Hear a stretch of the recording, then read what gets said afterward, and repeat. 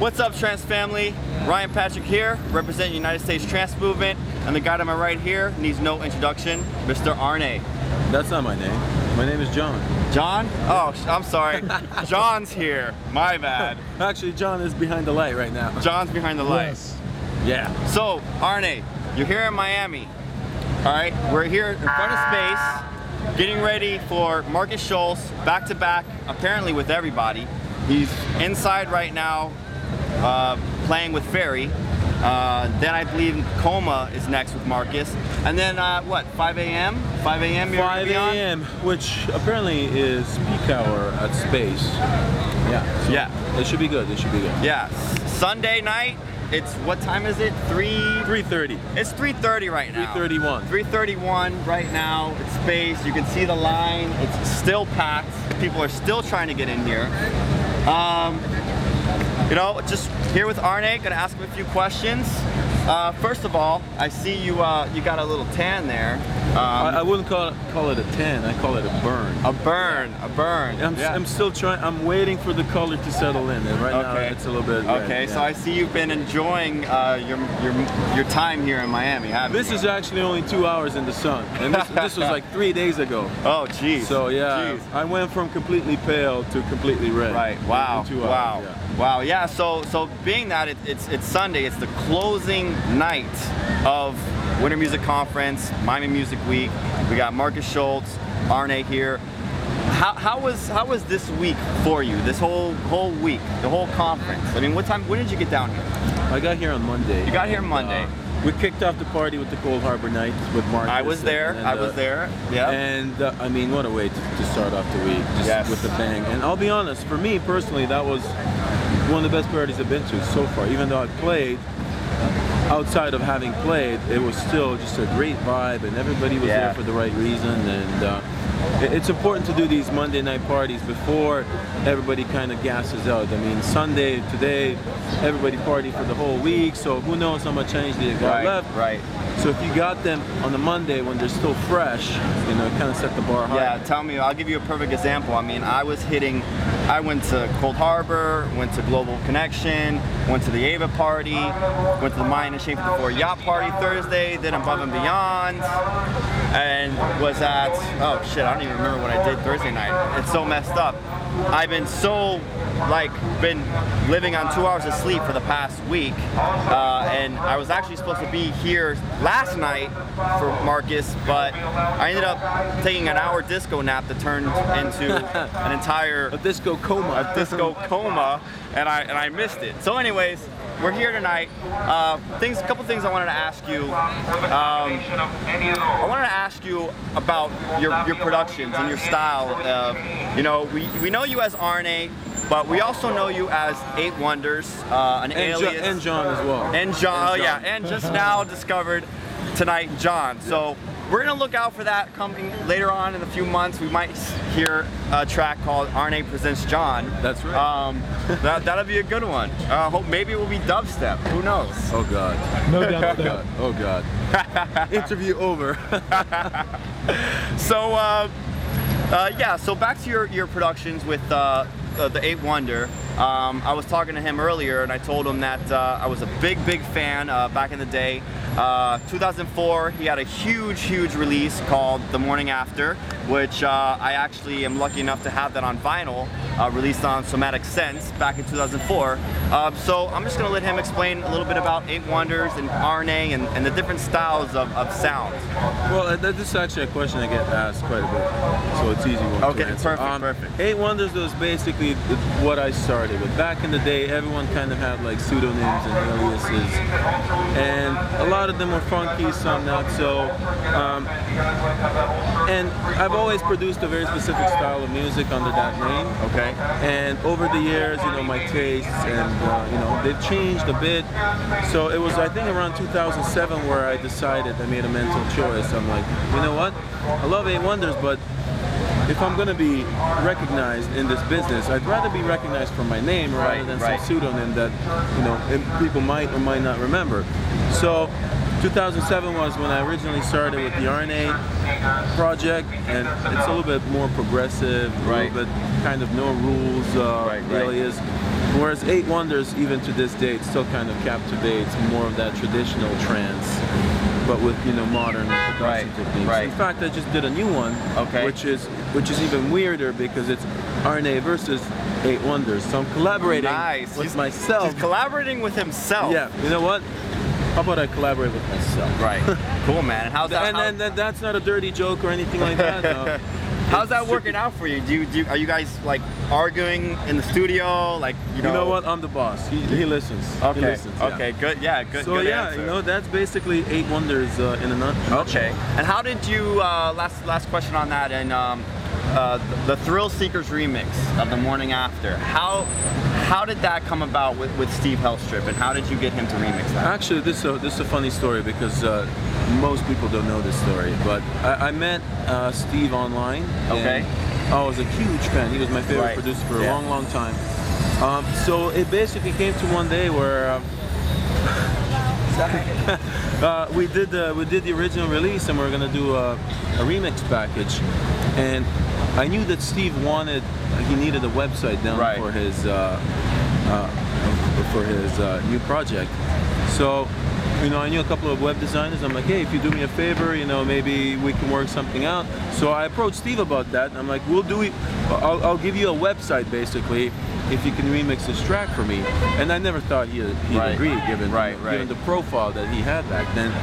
But interestingly enough, he did. He remixed the track, and ultimately it became one of the trance classics. An instant classic, man. I love it. And every time I hear it, man, instant goosebumps. That's what this music does.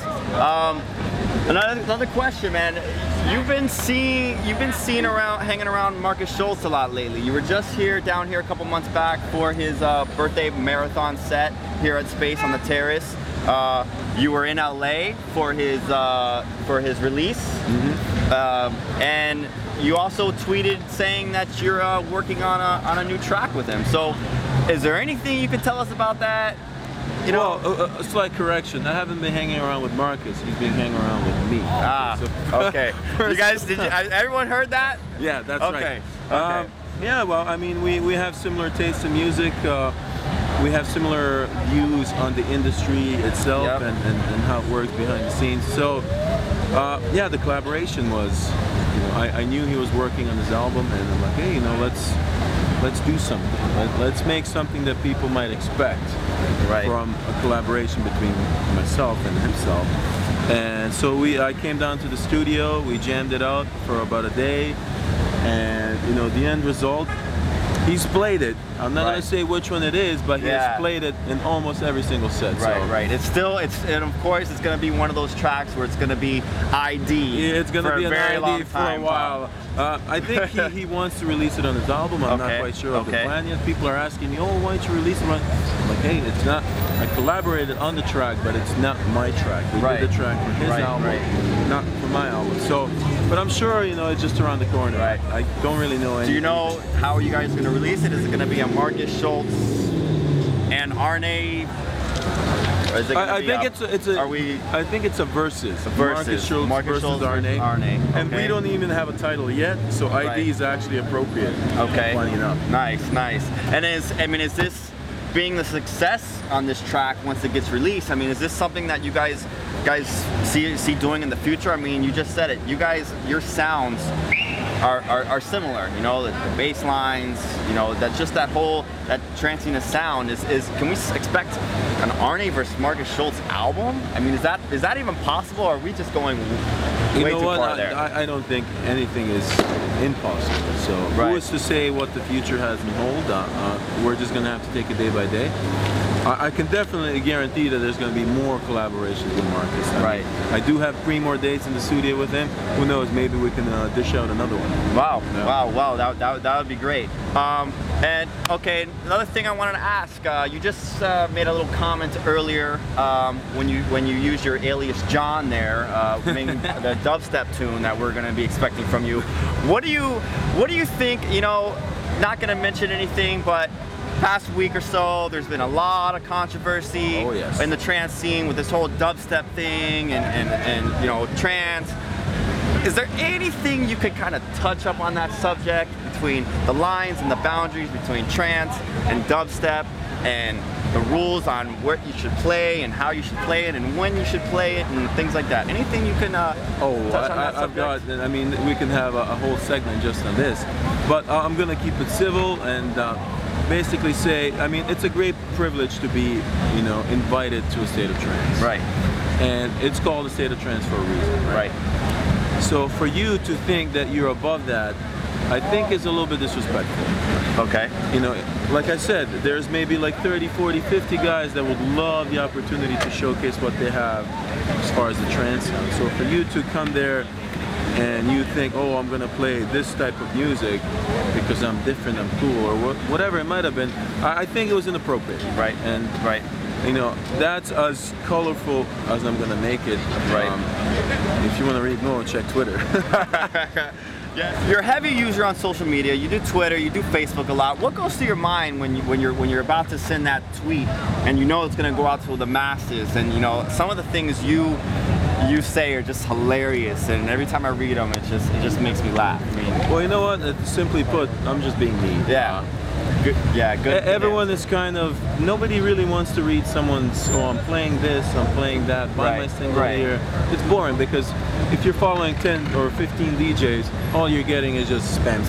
Right. So keep it personal, keep it interesting, keep it you. I think that's what fans want to see, you know, a side of you, not just this business and politics and all that. So whenever I tweet or post something on Facebook, I try to keep it personal. Okay. Like you said, keeping it you, keeping it personal, which I think is great because a lot of times I see, you know, on Facebook and Twitter and whatnot, you always see the artist, but then you'll see in parentheses management or whatnot.